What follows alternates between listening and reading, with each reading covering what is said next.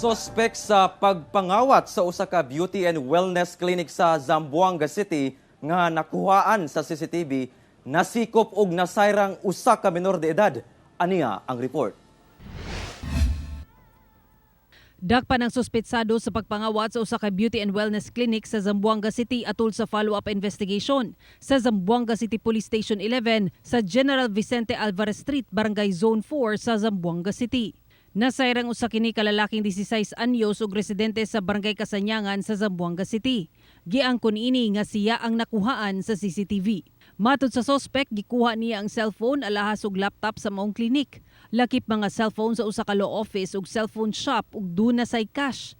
Duna sab daw siya ay duha pa kakaubanan. Ako pa lang relo ug kan. Duha ka liro ug kan. Arios duha.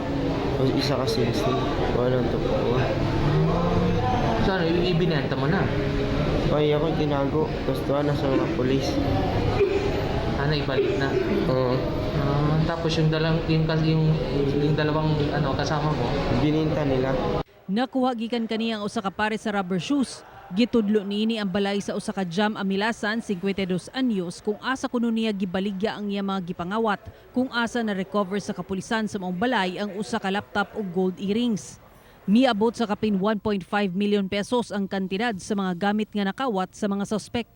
Gipangita pa ang duha ka kaubanan sa suspect nga gibaligya sab kuno ang mga gipangawat nga gamit. Yung iba sir, na-recover natin dyan sa mga naibenta na sa iba-ibang tao. Kaya series of follow-up, especially yung sa investigation team natin, sila talaga yung walang tigil na nagkakandak ng mga follow-up operation. Ako si Sara Hilomen Velasco para sa One Mindanao.